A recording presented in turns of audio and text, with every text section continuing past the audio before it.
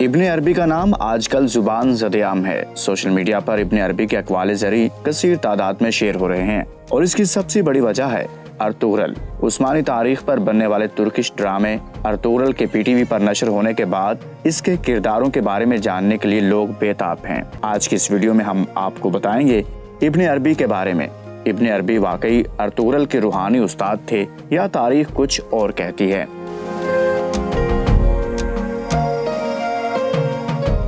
1165 میں اندلس موجودہ اسپین کے شہر مورسیا میں پیدا ہونے والے ابو عبداللہ محمد ابن علی ابن محمد ابن عربی الحاتمی الطائی الاندلسی دنیا اسلام کے ممتاز صوفی، عارف، محقق، شاعر اور فلسفی تھے۔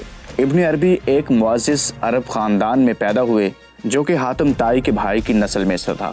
ابن عربی کا لقب محی الدین تھا، جبکہ مختلف علماء نے تصوف میں آپ کو شیخ الاکبر قرار دیا ہے۔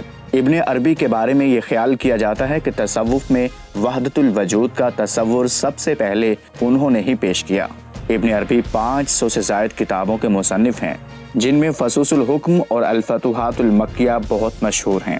فتوحات المکیہ 560 ابواب پر مشتمل کتاب ہے اور تصوف کی کتابوں میں بہت بلند درجہ رکھتی ہے۔ ابن عربی کی کتاب فصوص الحکم کے دفاع میں مولانا اشرف علی تھانوی اور پیر ماہر علی شاہ نے کتابیں لکھی ہیں، جبکہ مولوی عبدالقدیر صدیقی نے فصوص الحکم کا ترجمہ کیا، جو کہ پنجاب یونیورسٹی کے نصاب میں شامل ہے۔ ابن عربی کے والد مورسیا کے حکمران محمد ابن سعید مرزنش کے فوج میں کمانڈر تھے۔ ابن عربی بھی اپنی جوانی کے دوران فوج میں سپاہی رہے اور بعد ازاں بادشاہ کے دربار میں اہم عہدے پر تعینات رہے۔ مورخین لکھتے ہیں کہ ایک رات جب سلطنت کے امراء کے بیٹے جمع تھے اور جام گردش کر رہے تھے، ابن عربی کے پاس جب جام پہنچا تو ان کو غیب سے ایک صدا آئی، جس کے بعد انہوں نے اس کو چھوڑا اور دربار سے باہر نکل آئے۔ وہاں ایک غریب چرواہے سے اس کے کپڑے لیے اور جنگل کی طرف کوچ کر گئے، جہاں ایک قبر میں کئی دن اور رات گزارنے کے بعد علوم کے دریا لے کر جنگل سے نکلے۔ کچھ عرصے بعد انہوں نے اپنے شیخ کے حکم پر 9 ماہ کا چلہ کاٹا، جس کے بعد ابن عربی کو مختلف علوم سے آگاہی نصیب ہوئی۔ ابن عربی بلند پایہ شاعر بھی تھے۔ ان کی شاعری تصوف پر مبنی تھی۔ ان کی شاعری کی کتاب ذخائر الالاق مکمل طور پر تصوف سے بھری پڑی تھی۔ ابن عربی نے دنیا بھر میں سفر کیا اور بڑے بڑے عالموں سے علم دین حاصل کیا۔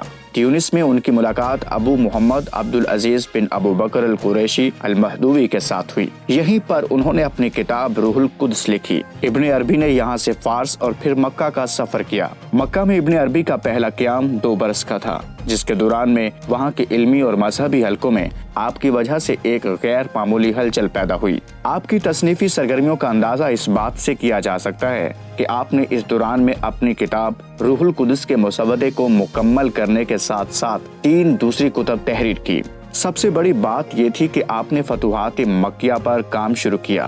ابن عربی 601 ہجری میں مکہ سے روانہ ہو کر بغداد، موصل اور دوسرے شہروں سے ہوتے ہوئے 603 ہجری میں قاہرہ پہنچے، جہاں پر آپ پر ارتداد کا الزام لگایا گیا، مگر ایوبی حاکم الملک العادل نے آپ کی جان بچائی۔ 604 ہجری میں آپ پھر مکہ میں وارد ہوئے اور 1 سال تک وہاں پر قیام کیا۔ اس کے بعد آپ ایشیا کو چلے گئے، جہاں سے 607 ہجری میں کونیا پہنچے۔ یہاں پر سلطان کیکاؤس نے آپ کا ولولے کے ساتھ استقبال کیا اور آپ کی رہائش کے لیے آپ کی آمد مشرقی تصوف میں ایک انقلاب کا پیش خیمہ بنی، جس کا وسیلہ آپ کے شاگرد اور سوتیلے بیٹے صدر الدین کاوناوی بنے، جن کی ماں سے آپ کی شادی ہوئی۔ صدر الدین کاوناوی جو آگے چل کر تصوف کے علائم میں شمار ہوئے، مولانا جلال الدین رومی کے قریبی دوستوں میں سے تھے۔ آپ نے ابن عربی کی کتاب فصوص الحکم پر شرح لکھی، جو آج تک حرف آخر سمجھی جاتی ہے۔ اگلے برسوں میں ابن عربی نے متعدد سفر کیے۔ 612 ہجری میں آپ مکہ میں تھے۔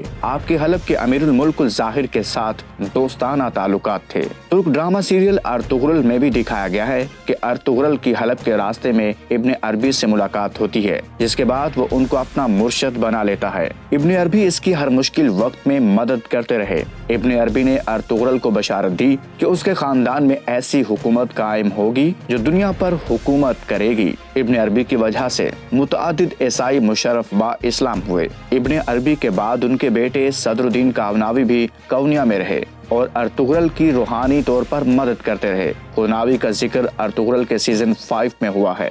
620 ہجری میں ابن عربی نے دمشق کی طرف ہجرت کی۔ دمشق میں ایوبی حکمران ملک العادل کی حکومت تھی، اسی کی دعوت پر آپ دمشق گئے تھے۔ 28 ربیع الاول 638 ہجری بمطابق 1240 کو آپ نے وفات پائی اور دمشق میں جبل قاسیون کے پاس دفن ہوئے۔